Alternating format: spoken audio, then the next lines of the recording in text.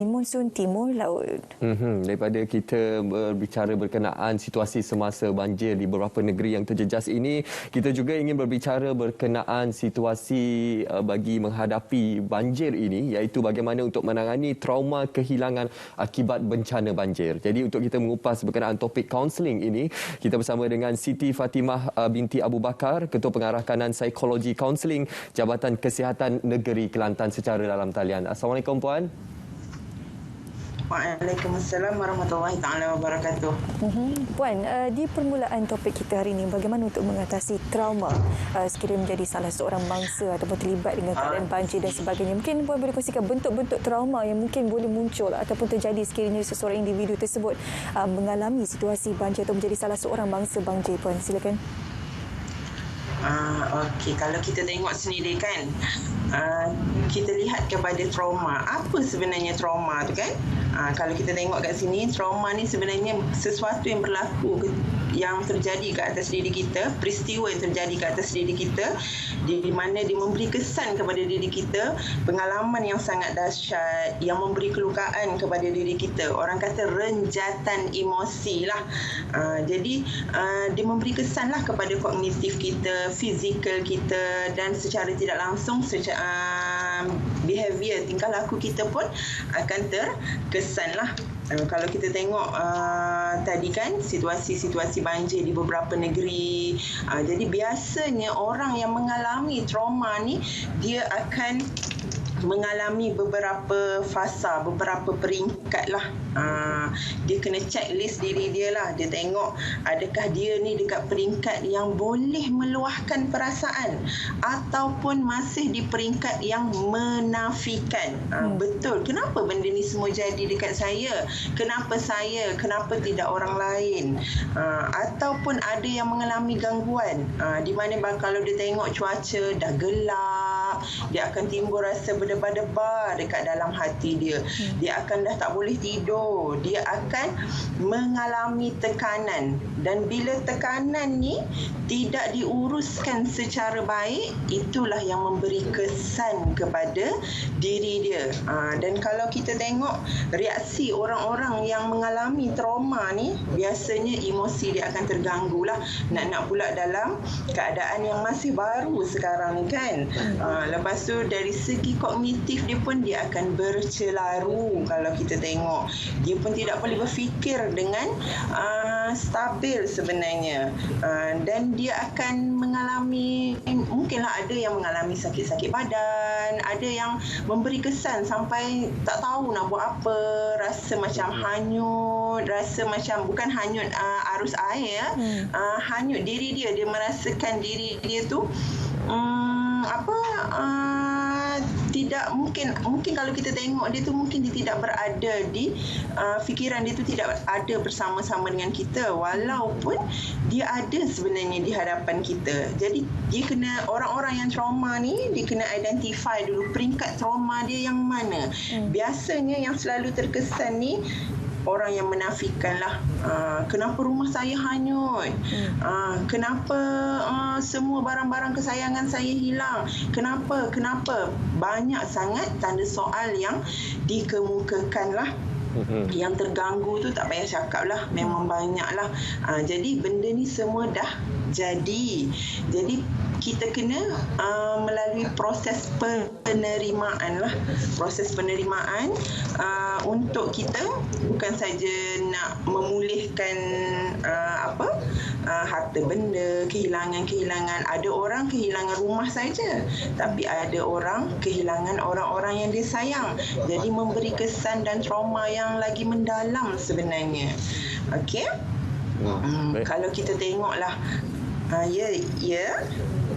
Ya Puan, dalam situasi yang sangat mencabar ini, seperti yang Puan nyatakan tadi, ada yang kehilangan harta benda, rumah, harta fizikal, malah ada yang lebih membebankan lagi, kehilangan orang yang tersayang. Dan situasi ini pasti membuatkan satu perkara dan juga mengganggu emosi dan juga mental mereka. Jadi apa antara langkah-langkah yang terbaik untuk kita membantu mereka menangani ataupun mengurus emosi dan juga mental mereka pada ketika ini, Puan?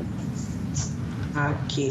Kalau kita tengok bila kita mengalami proses kita mengalami trauma ni, jadi kita ada tahap-tahap pemulihan dia lah.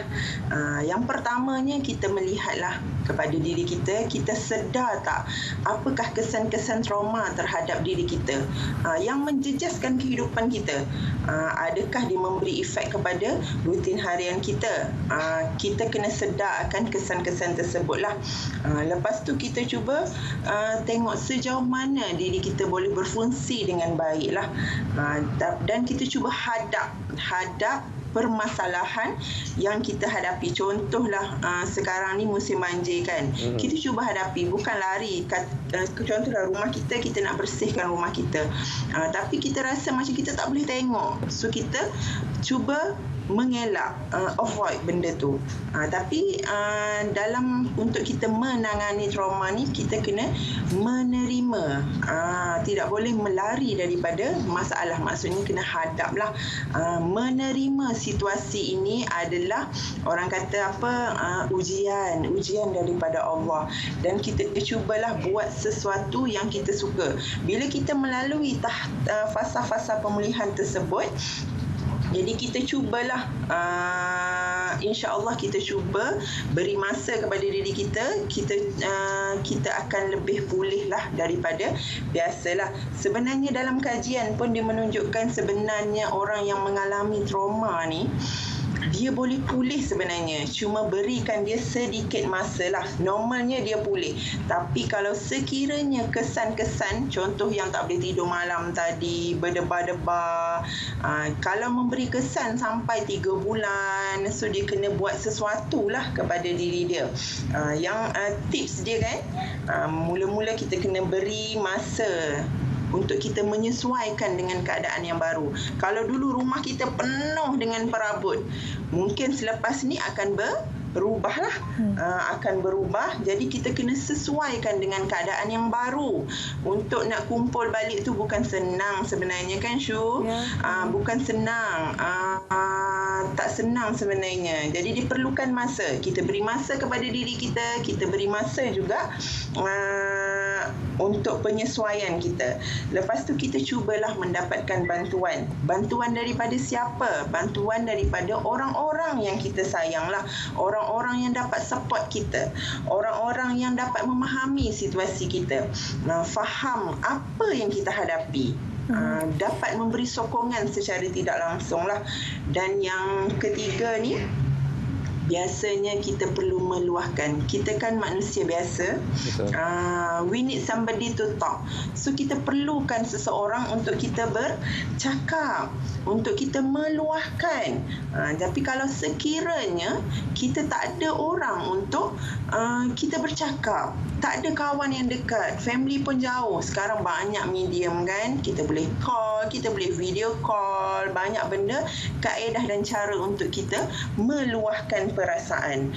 Kalau kita rasa kawan-kawan tu kita tak berapa nak percaya, kita cuba dapatkan bantuan pakar.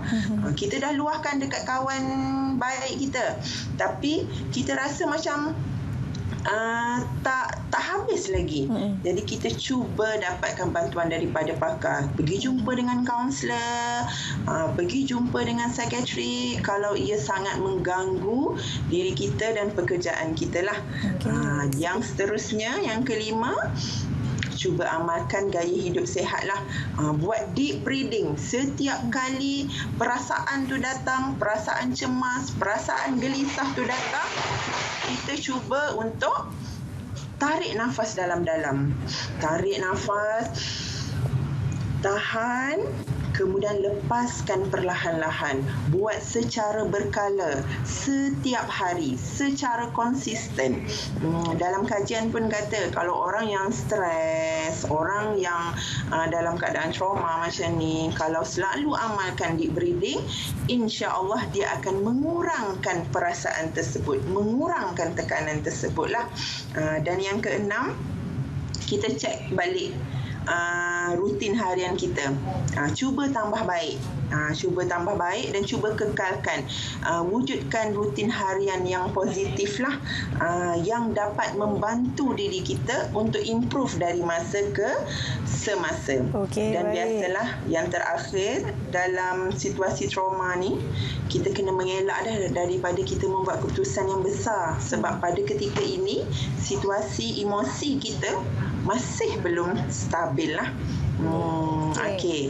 Itu antara tips lah yang dapat saya kongsikan lah.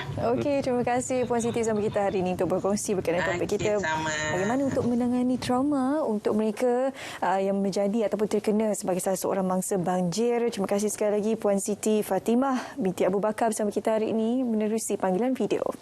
Okey, kita harapkan melalui inisiatif ataupun langkah-langkah untuk menangani emosi dan juga psikologi khususnya bagi yang trauma akibat insiden banjir ini boleh mengamalkan tips-tips yang diberikan oleh Puan Siti itu tadi. Yep. Baik, seterusnya Syu, kita akan